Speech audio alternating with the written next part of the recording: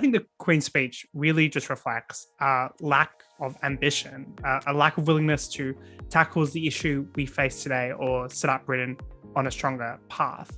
And this is really the final opportunity to put forward serious reforms with enough time for impact before we start getting into the next electoral cycle and the next general election. It's worth thinking about the challenges we face here. We've got a historic decline in living standards as inflation is outpacing wages and growth. People are really struggling a lot to heat their homes, to feed their families, whilst the government's put up taxes to a 70-year high.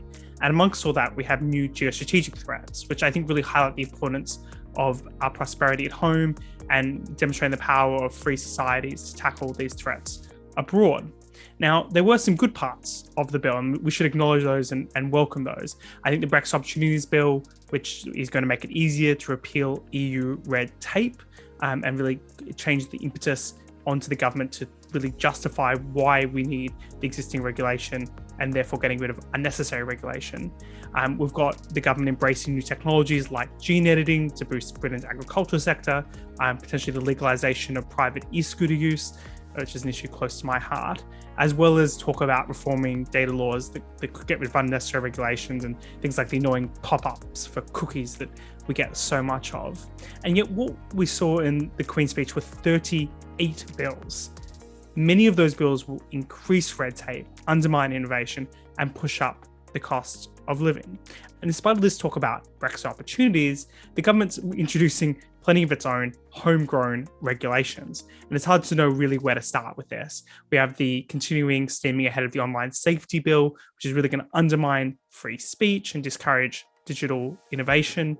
We've got the digital markets unit that risks really discouraging tech entrepreneurs and tech companies in the UK. We've seen the government really step back from their planning reforms and really not taking the steps that are necessary to enable house building to the extent that would lower prices, whilst also talking about all sorts of new regulations on things like tenants and the way we construct housing. The transport bill will apparently be part of the government's effort to renationalise the railways under Great British Railways, where they're going to have effectively a central command system rather than providing more competition and more consumer choice. The IEA talked quite a lot about the proposed football regulator, which was also in the Queen's speech, which effectively means giving the power to technocrats to decide how football operates rather than enabling fans to make those decisions, and also risks discouraging investment in the football sector. But overall, I think what we saw really there is what wasn't in the bill that's most concerning. The lack of efforts to boost free enterprise, to free up people's lives, to make it easier to do business, to make it easier to start an enterprise, getting back down our taxes and reducing burdens on people's. And what I feel like this is a broader issue is that this government doesn't seem to have a particularly well-defined purpose.